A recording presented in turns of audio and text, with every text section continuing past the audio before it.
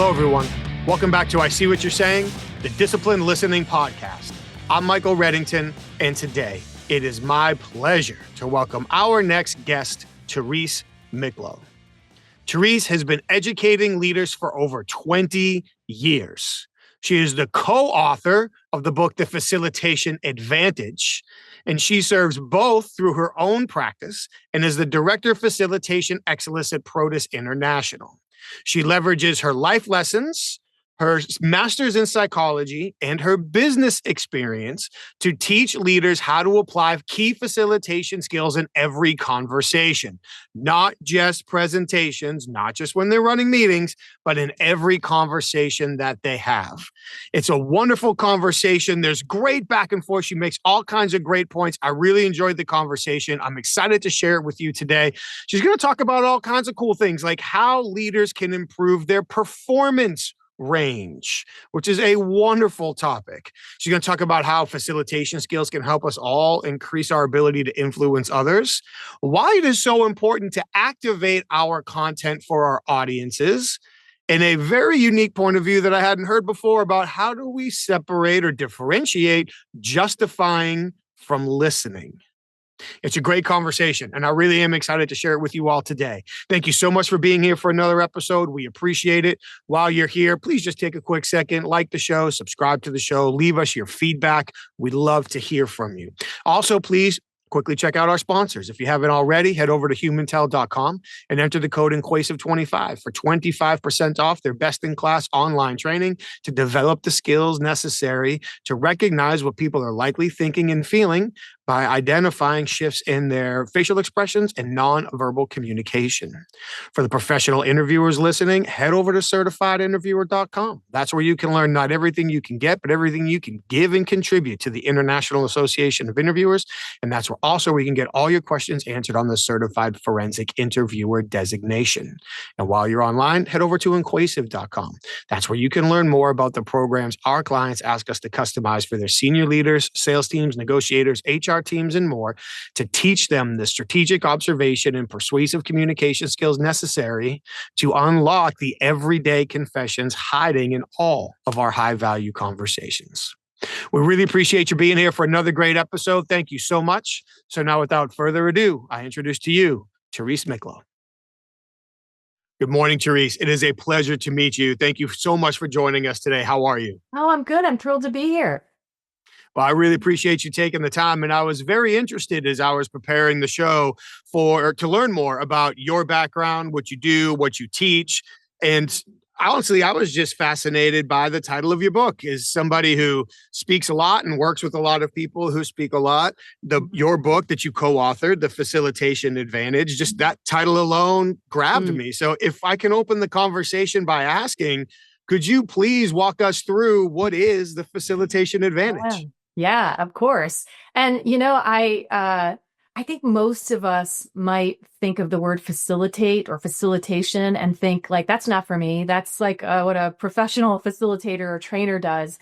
And we wrote this book because we think facilitation is a skill that everyone needs, and particularly leaders need, because the root word facilitate, the Latin root, is to make things easy, to render less difficult. And I love that definition because I think that that's most of our jobs these days, to make it easier for people to get on board with a change, to make it easier in a meeting for people to understand a new direction, to make it less difficult for people to understand a new methodology or a new process or approach. And so with that in mind, this book, Facilitation Advantage, is the idea that what most of us are going to need as the world continues to evolve is a set of skills that sit alongside our functional skills, our subject matter skills, because we need to be able to influence, we need to communicate, we need to collaborate, we need to get a lot of things done with and through others.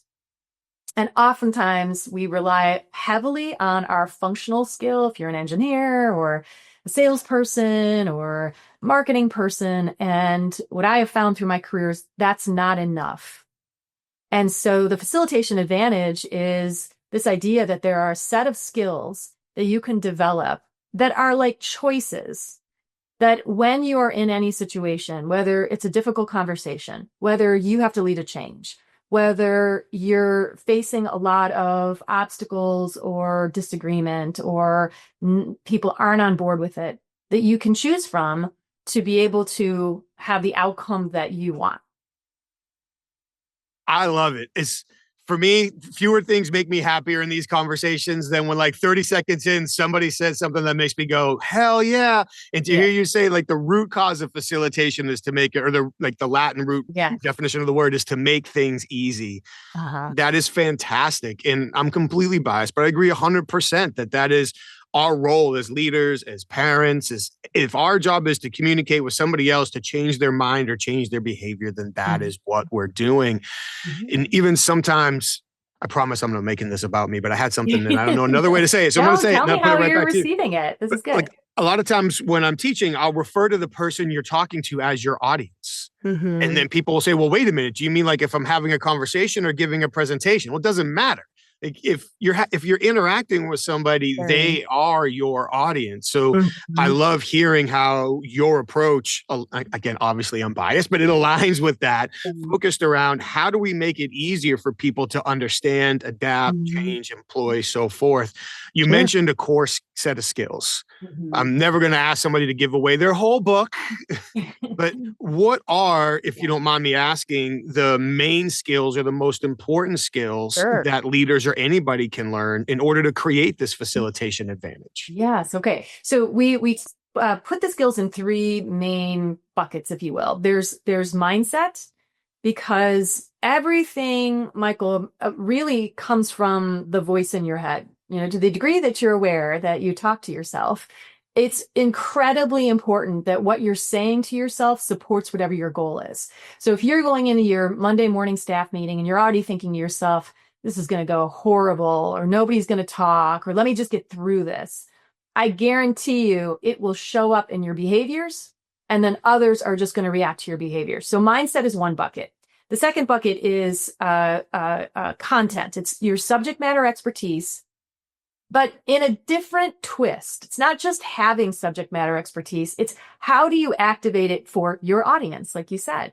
So whether you are meeting in the morning with your team, then you're onboarding the summer interns, and then you have to meet with the senior executive or the customer at your global strategic account, you have to be able to transfer your subject matter expertise in a way that's going to land with those different people. So that's subject matter knowledge as well as context.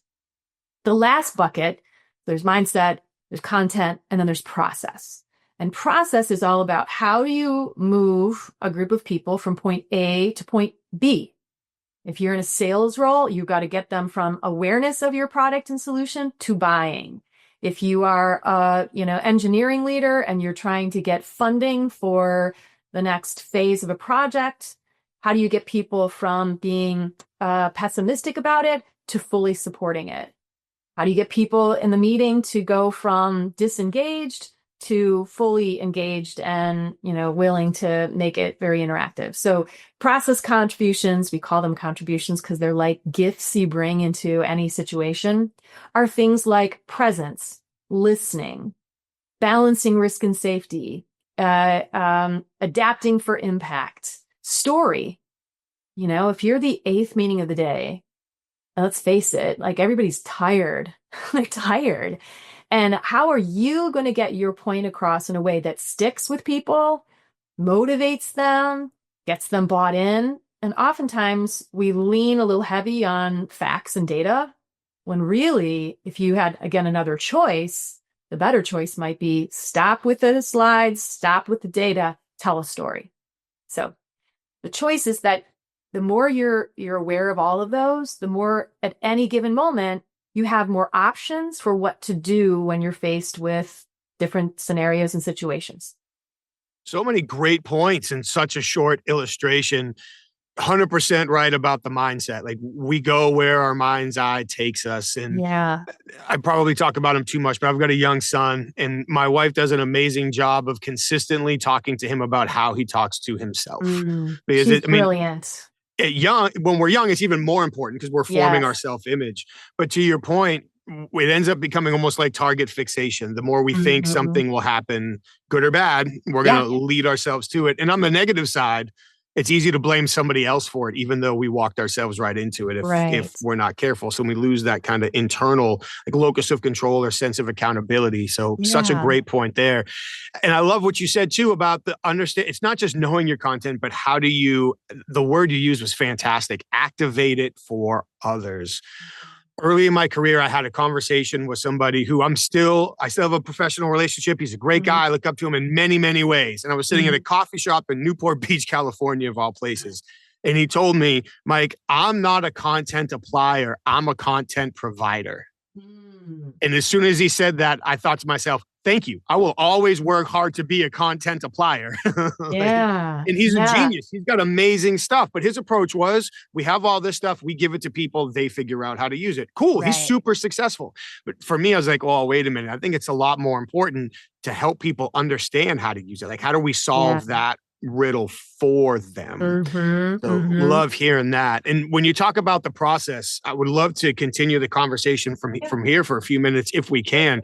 You talked about the contributions. And if I Mhm. recall correctly, there might be 10 of those if my You're research right. led me in the You right got it right. direction before the conversation. Yep. You talked about awareness and psychological safety and balancing that with risk. So many things. We could probably pack each one of those for its own hour-long conversation. Yeah. And I know every audience and every situation is different. You brilliantly used the word context earlier, but as we're looking to move people through a process from point A to Mhm. point B, Mhm. what are the typical pillars that you work with for people to build that process around? Mm. Yeah, so this is in the kind of content area of the contributions. And that is that the first pillar is where are you starting as you're getting ready for any kind of interaction or engagement where you're trying to influence. And I find that when I coach a lot of people, where they start is the slide deck, is, getting all the details correct and accurate and the spreadsheets and all that. And it's really the wrong place to start. The first place is really the pillar is identifying what am I trying to accomplish? And then equally important to that is who is my audience? And sometimes we just assume we know or we overlook it. And without really understanding who's my audience and what do they care about, you're risking whether or not you're going to be able to make a good connection and influence. So that's the first thing. And I think the more you're a subject matter expert, the harder it is because right? You have all this, great domain expertise and knowledge, and it's easy to want to apply that in ways that are not helpful to your audience. So I'm coaching a group of leaders who are responsible for a very kind of technical methodology. And they are working on this idea that when they have to talk to the senior leaders in a meeting, they're just overwhelming them, or they're assuming they understand the same acronyms, right? The same jargon. And also like that's not what the senior leaders care about. And so that's the number one pillar. The second pillar, I would say, if I'm pulling from these contributions, where I'd say, if you're going to choose some things, here's where to go. I think the second is how you engage with presence. And we talk a bit about how executive presence, which anyone can have, you don't have to have the title of an executive, is creating connection with people so that you are feeling as though you're kind of matching their behaviors. And what I like about it is that it's not a do or don't, like don't hold your hands this way, or don't, say, any filler words, because we all say filler words. It's about being able to know certain behaviors to flex when you're with certain audiences. So when I'm working with more senior leaders, we work on behaviors that make people feel more comfortable being authentic and vulnerable with senior leaders, because guess what? They can be intimidating. When I'm working with people who are high potential or early career talent, it's how do you raise your status so that when you're in front of a more senior group of people, the impression you give is that you're confident, you're capable, you're someone I want to listen to. Have you done any work on executive presence, or what resonates with you about that, Michael? I've done some, and thank you for asking. I love what you just said about filler words. One of the things that drives me nuts is when people, and this kind of ties back a little bit too into knowing your content. Yeah. When people are like, if somebody is in a leadership position, they probably have 400 jobs that they're responsible for any given day. Yes. And giving a presentation or leading a meeting or whatever, that's a very small part of it. So if they get it up and they give a presentation and they say, a half a dozen times. Now, if it's every other word, that's a problem. But if they say, half a dozen times, well, they didn't have a week to prepare and master the content that they were going to talk about. They're thinking about it as they're going. We all use filler words. So if we're beating ourselves up every time we say the word, gets back to the negative monologue, and we're driving ourselves downhill, and we're creating more stress for ourselves. Yeah, I love what you say. From the top down, is how do we make people more comfortable? Because your leadership title makes people want to be less honest with you, whether you want to believe that or not.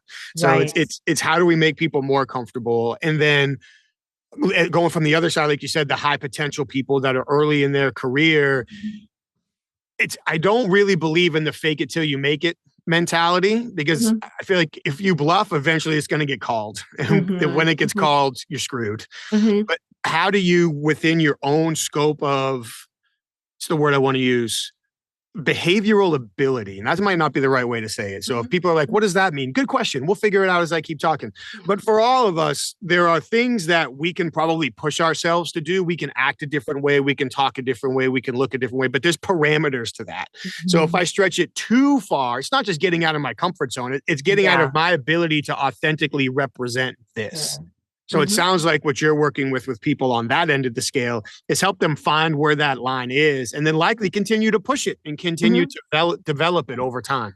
Yeah, exactly. We call it like almost like a performance range. I love it. That's way better than behavior ability. Thank you so much. Well, but they were saying the same thing.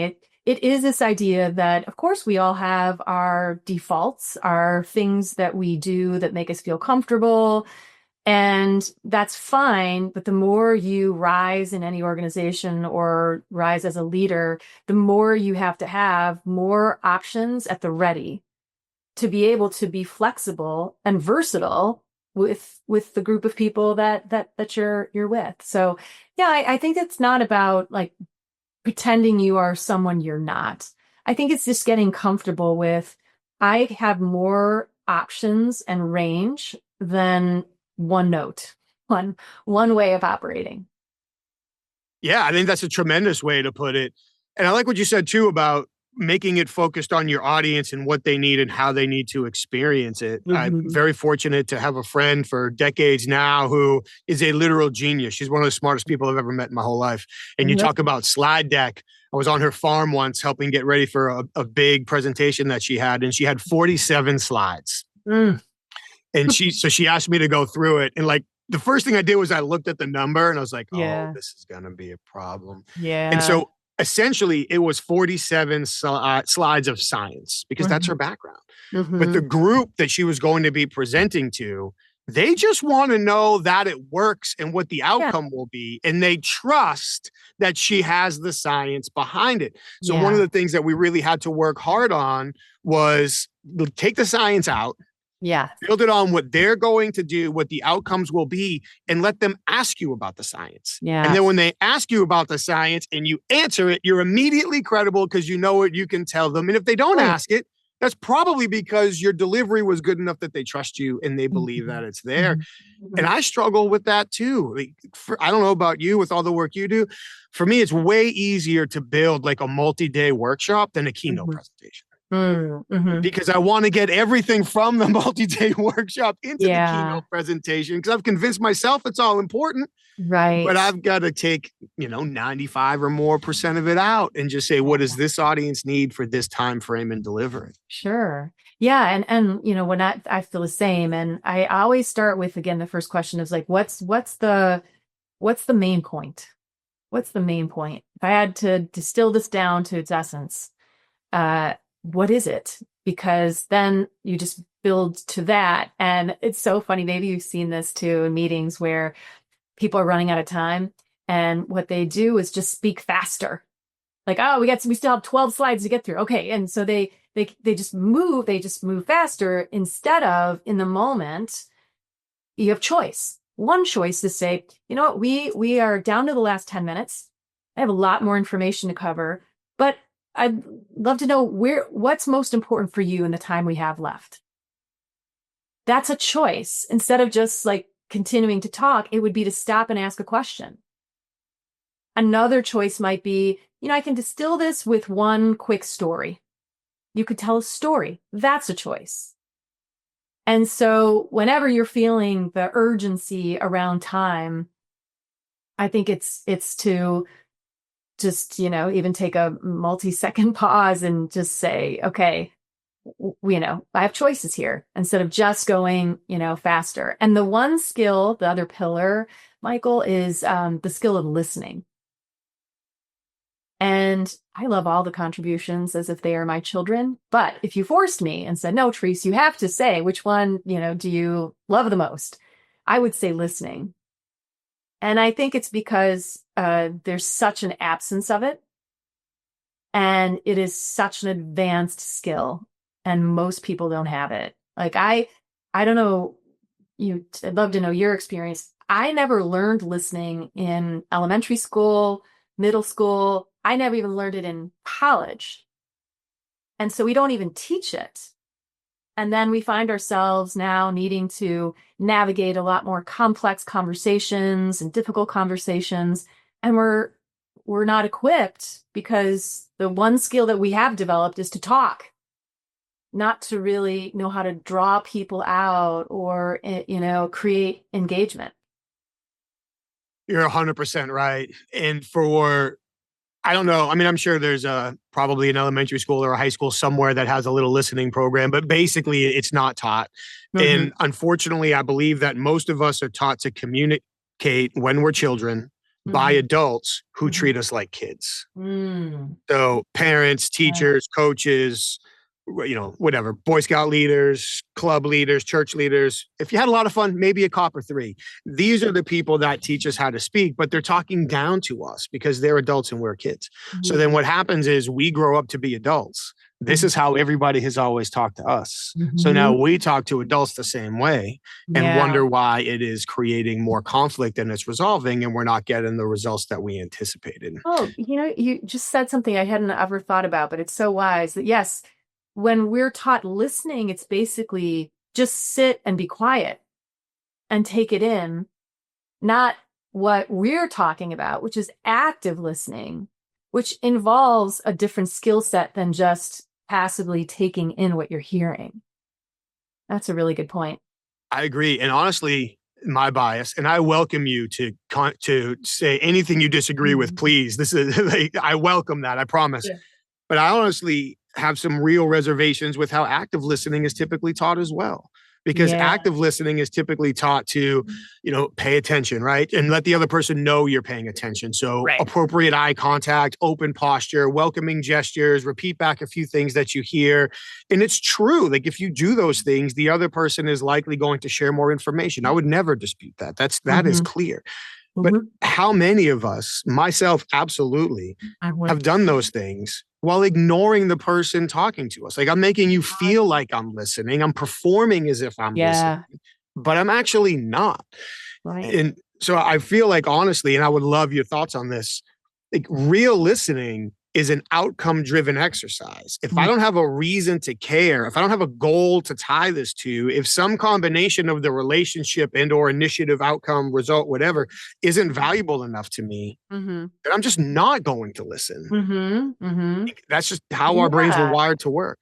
Yeah. And like here's the difference, because I bet when, most of us are with like good friends we haven't seen in a while, we're catching up, we are totally locked in, right? We're like, oh, tell me how that went and what happened then, because we're naturally curious with those things. But the reality is, when you're working in a busy environment and you've got a ton of things on your plate, you have to activate your curiosity, because it's not going to come easy, especially when you see someone walking by and you're like, your self-talk is, I know what they're going to need. I here it comes. And so your mindset it turns you away from your curiosity. And when we're just not curious, we're even, worse listeners. So I do think to be a good listener, it does start with mindset, because if your self-talk is, if you will just stop talking, I will give you the answer, right? Or, they're wrong, or, no matter what they say, I won't agree. That's going to turn you away. And like you said, you can fake it only so well. And I actually think as humans, we're pretty good at sussing out when people are not genuinely listening. But if I could plant seeds in our brains to be a better listener, it would start with self-talk like, I only have 5 minutes, but I'm going to give them my undivided time in that 5 minutes. Or here's another good one that I sometimes go to. If they feel more heard and understood, they're more likely to listen to me. Especially if you go round and round with people and it's like they're a broken record. Like, here we go again. Here we go again. It's probably a signal that they don't believe you got it. And it's so easy to blame others when really you can, the advantage, so to speak, is to learn more advanced skills. One, to your point about sometimes I think we fake it, and tell me how this has sounded to you when people, you maybe come back from a class or something and you're talking to them and they're like, so Michael, what I hear you saying is, how does that hit your ears when you hear, what I hear you saying is? It doesn't bother me as much as it used to, probably because I've been in so many rooms where I hear people teach to say that. So they don't, don't say what you said, say what I heard. And I agree. Like it's probably less off-putting to say what I heard you say as opposed to saying what you just said was. So sure. I'll buy into that. Everything's contextual, of course, but I would say the two things I most likely feel in that situation is, number one, maybe I screwed it up. Maybe I confused them or I missed the mark. Yeah. Or number two, they're trying to use what they believe I heard to make their point. Mm-hmm. Mm-hmm. Yeah. I think for most of us, when we hear it, it sounds like a technique. Mm-hmm. Like, okay, when is that going to wear off? Or there's something almost sinister about it. Like, this is going to be how you disagree with me or debate. And in the book, we teach a completely different way that I think is much more authentic, much more in your voice. And it's just simply this. So it's just the skill of restating. And really good restating starts with you being able to offer a short reply. So if you gave me a paragraph worth of things to say, I'm going to restate with just a few words.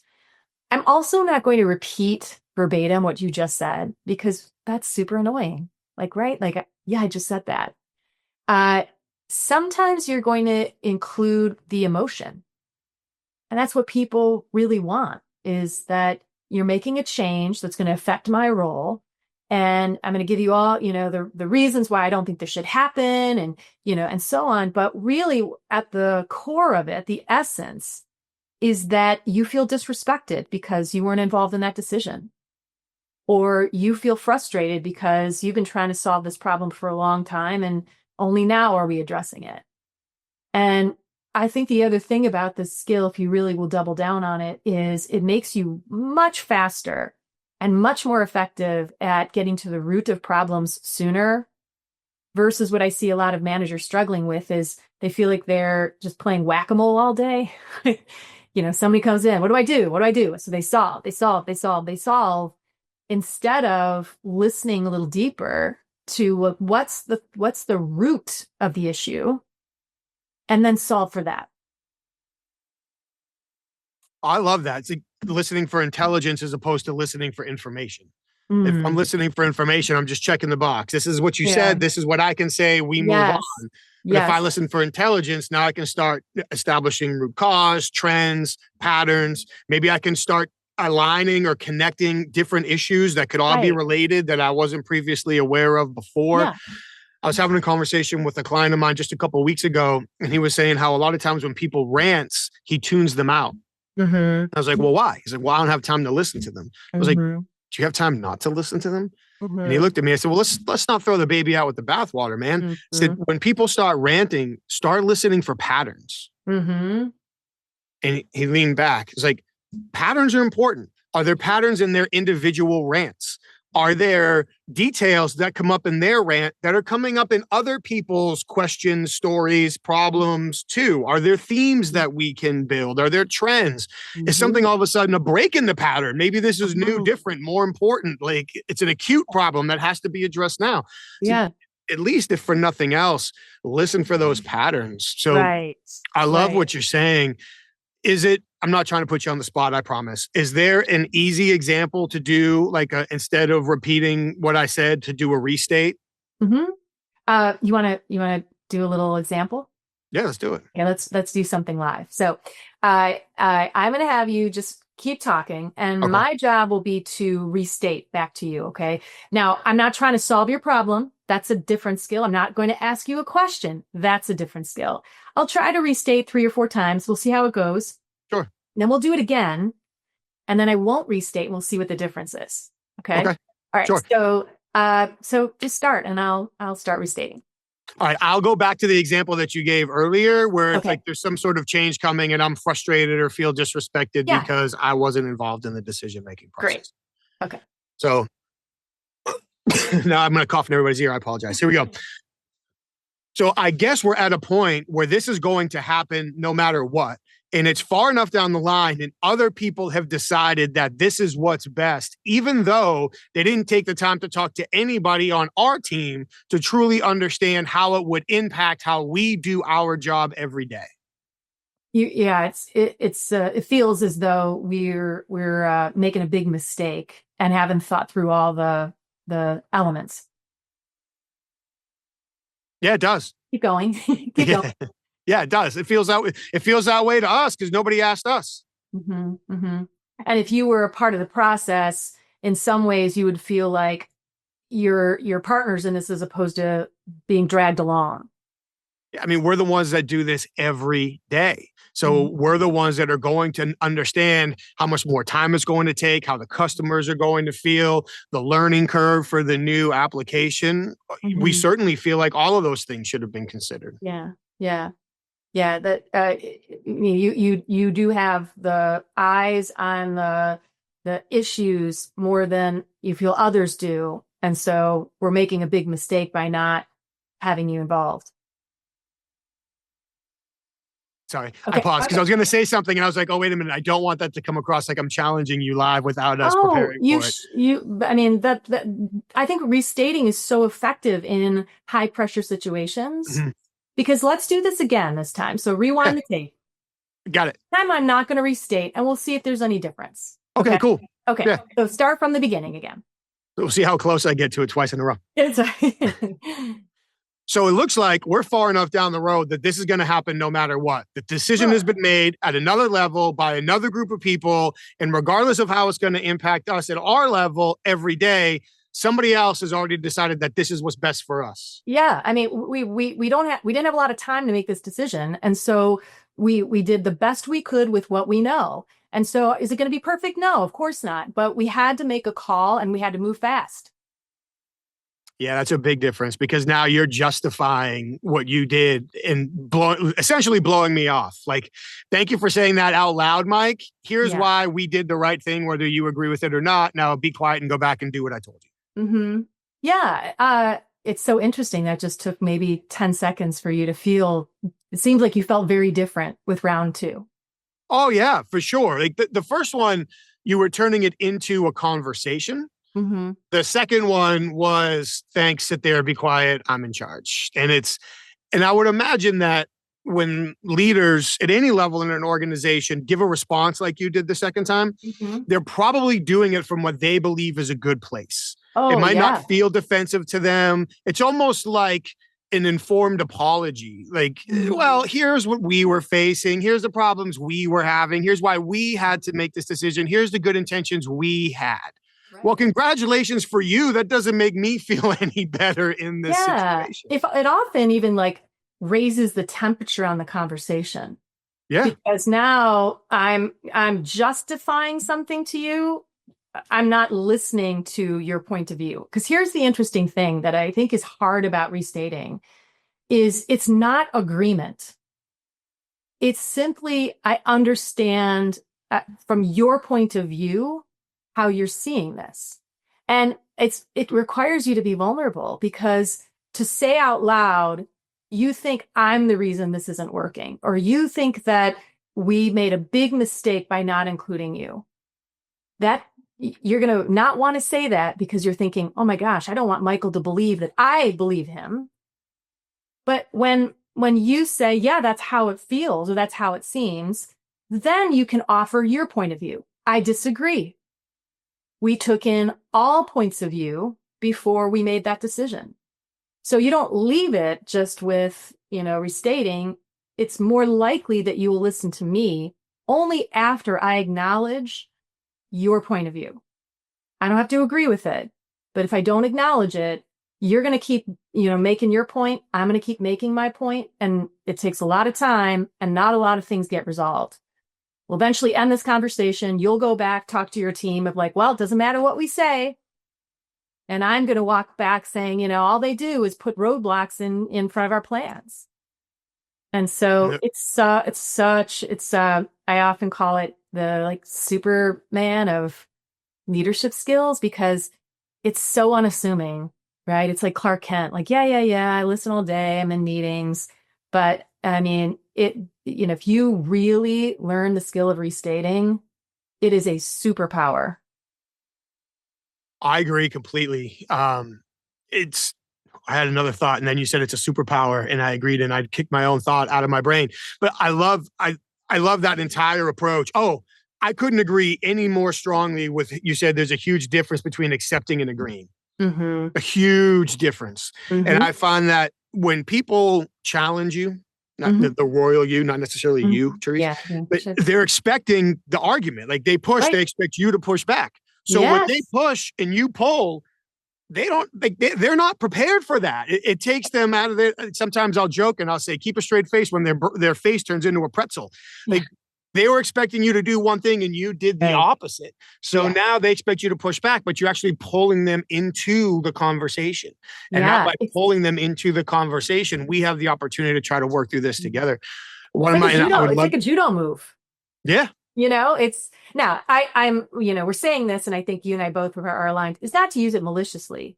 No, it's to use it of, there's no positive outcome of us not being able to understand each other. We don't have to agree. We should understand each other. And it's counterintuitive sometimes to how we think, like, I got to get my point across to you and I got to get you to agree. And I found that just this is again a choice. You can just keep making your point. You can offer more, reasons and all that. But if another choice is downshift to what are they really trying to get across to me? And then what I have found is that when I restate and you say, yeah, kind of feels that way, or yes, because when I restate well, you're going to tell me your response is going to be like, yeah, I do feel like you left us out of the loop. That's my signal that I understood you. And now it's like my green light to say, well, Michael, let me offer, how we went about this decision. Let me give you a little bit of behind the scenes of why we did it the way we did it. And now you're probably a little bit more receptive to at least listening.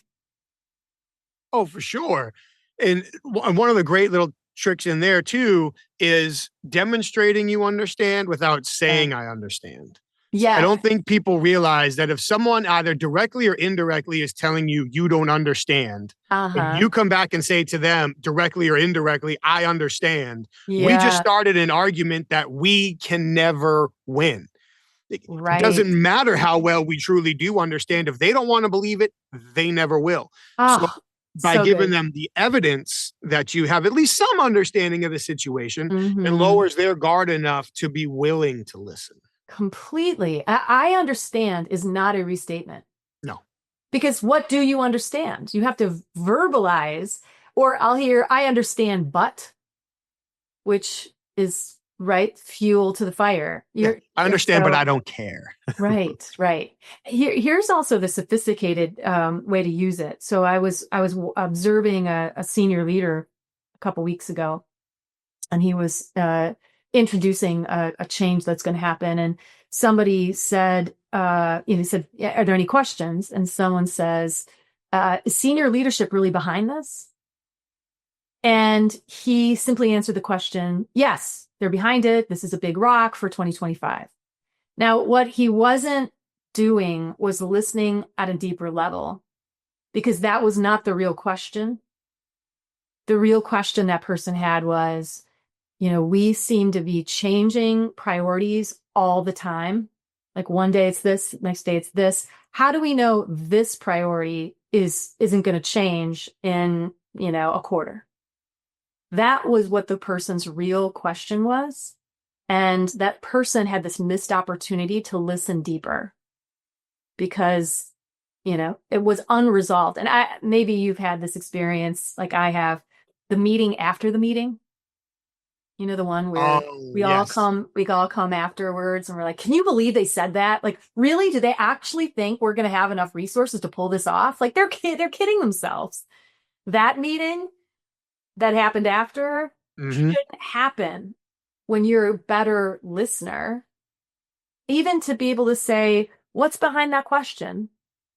Or you can say, yeah, senior leadership is behind, but what are you curious about? And if that person feels, that you're going to genuinely listen, they might say, "Well, we've changed our mind a lot about priorities, and we're going to be, pulling resources away from project A to project B. What's going to happen to project B? Because you also said that was a priority, right? Or we're all like burnt out. You're asking us to do more with less. How are we possibly going to do this?" That was the real conversation that needed to happen and didn't happen because that leader wasn't listening deeper and then restating, and so the restatement could have been, "Yeah, you think that we're asking you to do more than is fair, or you think that we're not consistent with the vision and strategy for this company." That would be vulnerable for a leader to say. Doesn't mean you agree with it, but they might say, "Well, it's not that I don't think our, strategy is firmly in place. It's just that I sometimes think that senior leadership doesn't talk to each other. So one person's initiative and another person's initiative, is going to take a lot of resources, and one layer down, we got to figure it out without support." So, Another good example, and that ties back into a couple of things that you mentioned earlier. One quick thought before I forget it yeah. is I feel like in that scenario where we missed the question behind the question, so to speak, Uh-huh. because we're listening to the words, not the emotions. Yes. So if we're only paying attention to the words that somebody says, it feels Mhm. like we're answering the question that we're asking. But to your Mhm. point, if we can pick up on the emotional connotation based Yeah. on how the question was delivered, now we Sure. can start understanding what the real question was, Yeah. which ties into a couple of things that you talked about earlier. One, and I'm probably not going to say it the same. So what I heard you say was, no, I'm going to summarize it differently, I'm sure.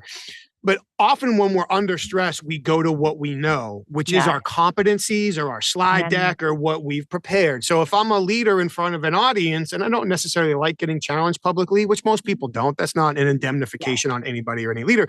And I get a question like, well, is senior leadership behind this? Obviously, the faster the word yes can come out of my mouth, the better, Mhm. because this is a stressful moment for me. And if I don't feel like yes is enough, I'm probably going to reinforce what my partner just said or the strategy behind the plan or why this is a big rock and how it turns into our strategic plan.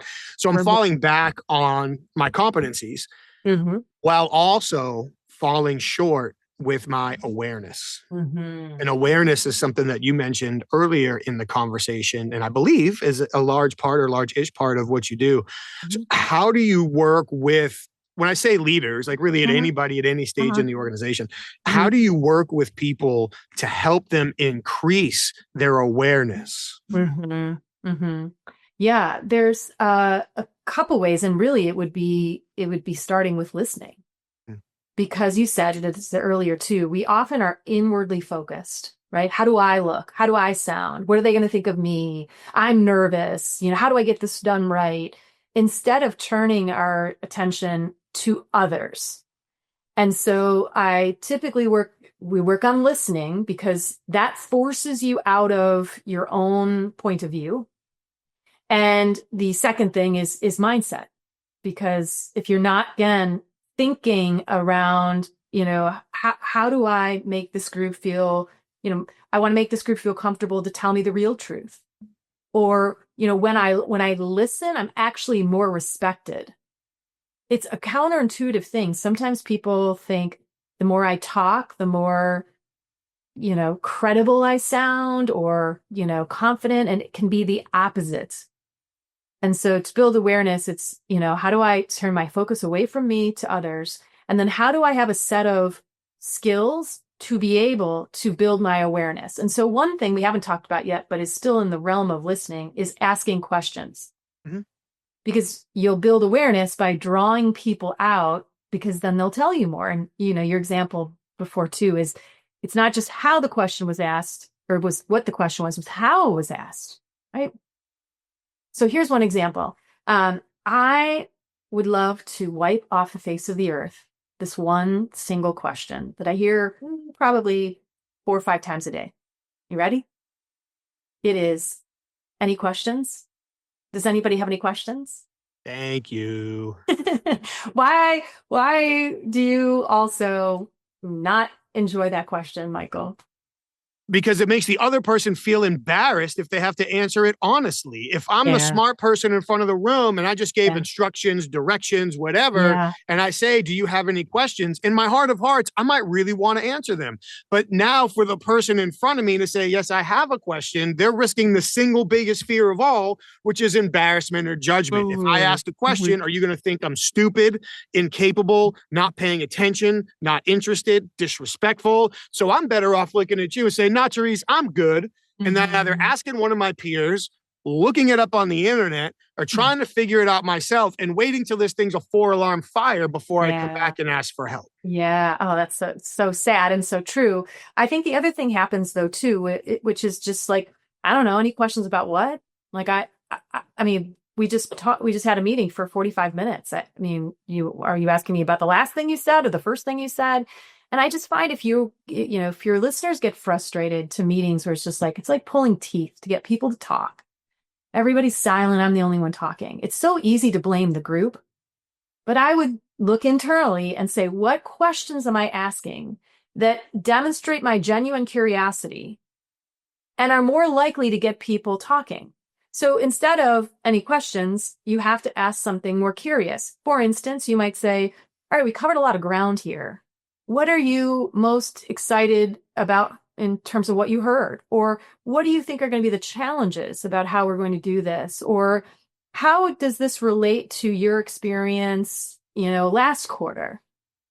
Now, those are questions that have a little bit more direction and are going to, one, require people to think and most likely, respond.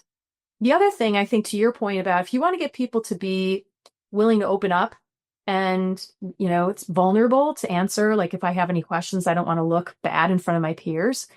You have to preview and give context to that question. For instance, you might say, look, it's pretty normal for there to be a lot of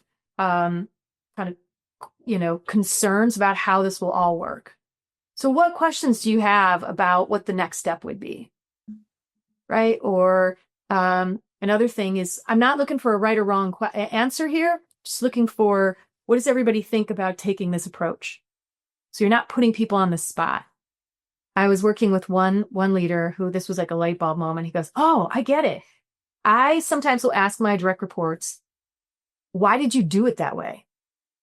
And he said, they immediately get defensive, right? Like we fill in the blanks. Like, well, you must think I did it wrong. So now I'm going to justify why I did it this way. And he's like, it always becomes like this tense conversation. And he said, but, I'm trying to think about how we're going to innovate the company. And so I'm trying to listen, as I travel the territories to learn a little bit more about best practices, not to try to catch someone in a mistake. I said, oh, well, how would they possibly know that? by simply asking, why did you do it that way? And I think it's an easy thing because we're all moving super fast to assume that people know where your question is coming from, and they'll be wrong more than they'll be right. So we just worked on, okay, well, what context could you give to making someone open up to that question? And it was a simple one, right? Like, I'm not looking to find any fault. I'm trying to think bigger picture about how we innovate. Walk me through why you did it that way. And now that person's going to open up, tell you more, maybe even give ideas. And it's so simple. That's probably the one thing, if your listeners can take something away that they can immediately do, it's add context to your questions. You're going to get better answers, more detailed answers. And, I don't know if you face this, but I'll get texts or Slacks that say, do you have a second? Do you have a second? What's your impression when you get those, maybe, maybe, right? Give me a little context before I sign myself up for something I shouldn't have. Right? Like, well, wait, I'm in the middle of like a really important thing. Is this worth breaking my flow? Or is it like, it depends on the context. If the context is, hey, one of our biggest customers is in the office today and I want to introduce you to them. Do you have a second? I'm going to be like, let me stop what I'm doing. Here I come. But if it's like something hilarious just happened, do you have a second? Then you might be like, later, let's catch a beer after work. And again, we do it not of bad intention. Like I've done it. I have to catch myself. Like, I used to work in, an HR function for a really large company, and I had a team that reported to me, and I'm walking between meeting to meeting. And, I turn to one of my direct reports, and I look over her cube and I'm like, hey, can you meet me in my office for a second? And so I walk in, she walks in, blood drained from her face. And she's like, are you going to fire me? I'm like, what? Why would you think that? I had something I wanted to show you that was at my desk. And of course, because I didn't give her context to why I asked her to do that. And so it's a good litmus test. If you find like, gosh, every time I ask the question, even typing it in an email and I get like long diatribes back, or it takes forever to answer a question, it's because they're trying to figure out, why are you asking that question? And that's going to take longer because they're going to try to imagine every variation of where that might be coming from. And they're typically going to start with the most negative and then work their way from there.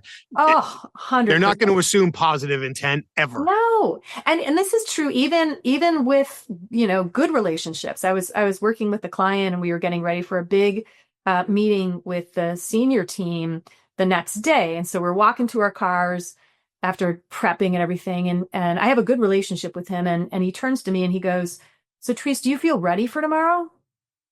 I immediately, my self-talk was, he doesn't think I'm ready. He's worried how I'm going to show up. He's, going to be embarrassed by me. And I said, can you tell me why you're asking? And he said, oh, I just feel like you carried more weight. You did a lot more work to get us to this point. And if you feel like I'm not doing my fair share, I'll work on some of those slides tonight and I can deliver them. Well, that is nowhere near what I thought. And we had a good relationship. Like I had no reason to think he was, trying to manipulate a situation. So yes, it happens all the time. We're moving fast. We think it's obvious and it rarely is. I can't use the words always or never, right? But I think we can get pretty close to it's never obvious. There's exceptions that prove every rule, but assuming it won't be obvious is a far safer way to approach than assuming it will be obvious. And I just want to take a second and call out that adding context before the question is supremely important. And you touched on one of my absolute favorite things, the question, please walk me through. That is a question that I will ask as often as possible. So replacing why with please walk me through, fantastic. I mean, I'll save the diatribe, but the way it lands on people's brains, forces them to think, gives you the opportunity to evaluate the answer, allows them to add additional context and details. One of my absolute favorite questions to ask. Yeah. I'll give you another one, particularly to your point earlier of like, if you ask questions and people are going to feel vulnerable, like I can't raise my hand and say, I don't know. Try this one. this is one of my favorites. I'll say, what else do you feel like you need to know in order to get started on this? That's different than any questions. Or I'll preview it. I'll say, there's a lot of complex steps to what we're going to be doing after we end this meeting. So it's going to be obvious that you'd have some questions. So what's coming to mind in terms of what your, next step might be? Or, walk me through how you would imagine applying this. I like all of those. May I share my favorite? Yeah. So for me, it all comes down to how do I help people save face? Yeah. That's the number one riddle I want to solve every time. If I want somebody to share sensitive information under vulnerable circumstances in the faces of perceived consequences, I've got to help them save face. Yeah. So I love your preview. So for me, sometimes, and everybody's different, I might be too self-deprecating sometimes. I've been coached on that more than once, especially by my wife. Sorry, honey. But I might say something like, a lot of times things make crystal clear sense in here, as I point to my head, but not so much sense out here, as I kind of gesture in front of my face. And then I'll say, how many questions have I created? Oh, I'm going to take that one. Please. That's and when that one runs dry, or if you need a curveball because you're in the same meeting, it's how many questions have I created? What's the most important question I've created? All the questions I've created, which one should I answer first? And sometimes in like a group setting, if you go back to the example you gave earlier, like I'm expecting conversation, I'm getting none. Yeah. I'll do the old pause to think and then say, let me hang on for a second. Often at this point in the conversation, the first two questions I typically get, or the first two questions I was expecting to get, are 1, 2. How does that line up with any questions I've created so far? I collect good questions like jewels, and you just added to my collection. So take them all, please. And the other thing, I'll make this one last tie to one other of the contributions, and that's balancing risk and safety.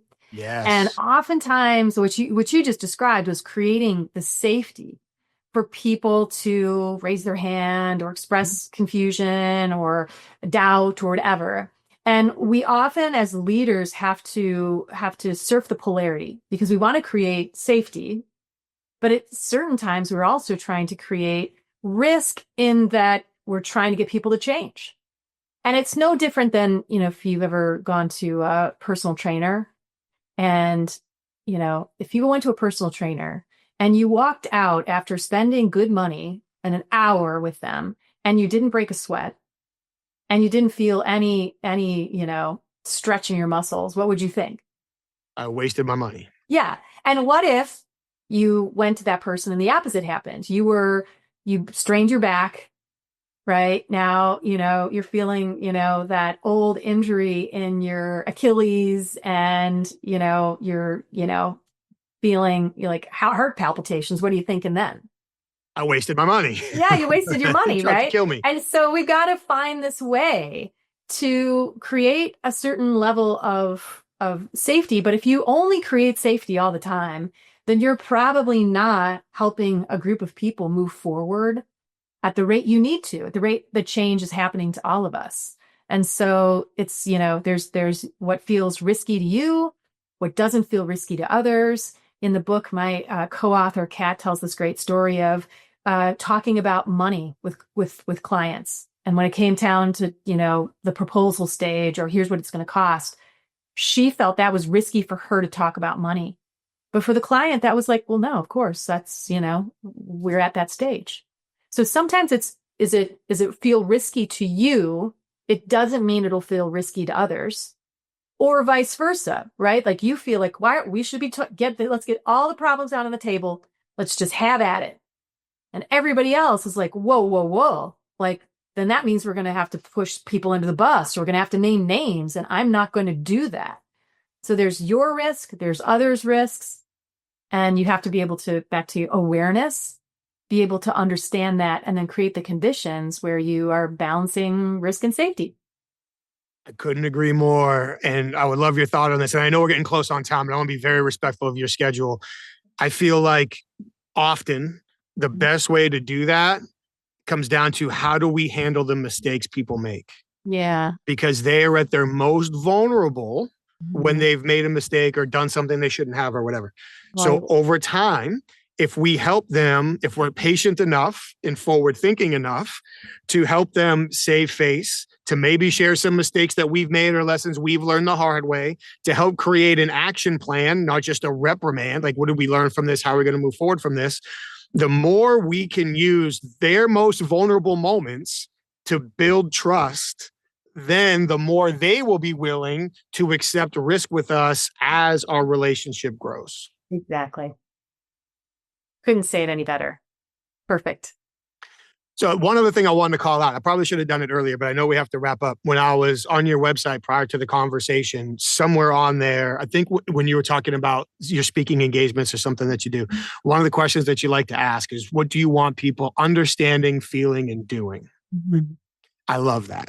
Mm. For me, I feel like to go back to something you said in the absolute front edge of this conversation, if we look at everybody as our audience, if we're going to try to move them from point A to point B, Mm-hmm. then what do they need to understand, maybe most importantly, feel before they do? Mm-hmm. And then as we create that understanding and feeling, are they doing the thing we want them to do? I don't know how many times a week I ask my son to do something. He does something else. I call him out on it. And he turns around and eloquently, as an elementary school kid, explains to me why he feels like he's doing exactly what I told him to do. And I have to stand there and go, damn it, I got outsmarted by a 7-year-old again. I wasn't clear enough, and I have to explain it one more time. So I love how that's your approach. Well, we talked about obviously lots of applications for this. Another big one is in your personal life, parenting, relationships with, a partner, with extended family. So yeah, I think everybody needs it. So I have thoroughly enjoyed this conversation. Thank you so much for all that you shared today. I truly appreciate it. I know everybody else listening has enjoyed it. So where do they need to go to connect with you, to learn more from you, to experience your content, to buy your book, all of it? Where do we need to go? Okay. First, I would say find me on LinkedIn because I post 4, 5, 6 times a week on topics like this. And it's all really geared towards leaders, technical people that are needing to kind of advance their career. So find me on LinkedIn. Next thing is there's a free self-assessment on the book website, which is all one word, thefacilitationadvantage.com. And what I invite everybody to do is it's a very quick way to look at those 10 contributions and just then pinpoint where might you want to start, or even just focus, because don't try to do everything at once. We're all too busy for that. Pick one thing. And then the book offers and is designed in a way where I don't think a lot of people read cover to cover anymore because our attention spans are like gnats. So the book is written where if you focus just on the skill you need, if it's listening, maybe you got to get better at storytelling, maybe you've got to get better at engaging with presence or self-talk, like we talked about, then there's really practical tips to just help you immediately with those areas. So book can be bought from the website, Amazon, your favorite place to buy books and materials. And I'd love to stay connected with you and your listeners. Oh, for certain. I appreciate that. I look forward to staying in touch and continuing to learn from you. Thank you so very much for sharing your time today. I will have all of those links in the show notes so people do not have to go looking for them. They will be right there.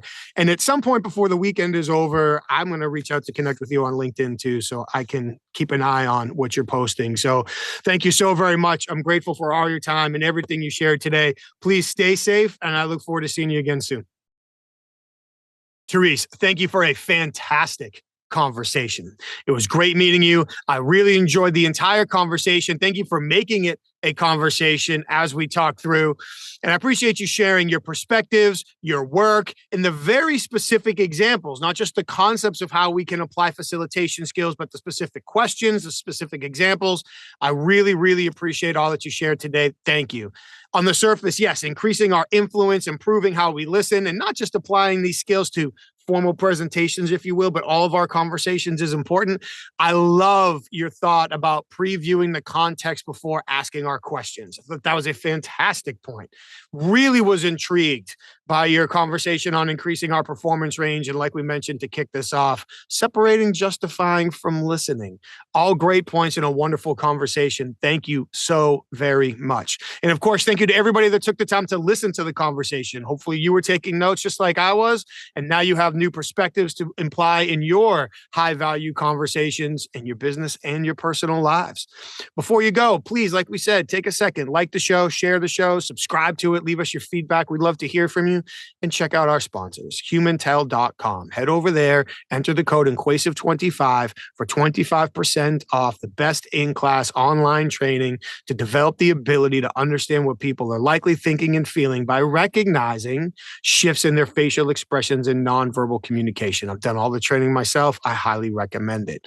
For the professional interviewers, head over to certifiedinterviewer.com. Get all your questions about the International Association of Interviewers answered. All of the online training, in-person training, education, partnership, networking, all the ways you can contribute. And of course, that's where you can get your questions answered on the Certified Forensic Interviewer designation. And finally, while you're online, go check out Inquasive.com. That's where you can learn more about the programs our clients ask us to customize to teach their senior leaders, sales teams, negotiating teams, HR teams, and more how to encourage people to share sensitive information under vulnerable circumstances in the face of consequences. Thank you for being here week after week. We truly appreciate it. Please stay safe, take care of each other, and we'll see you next time. Thank you.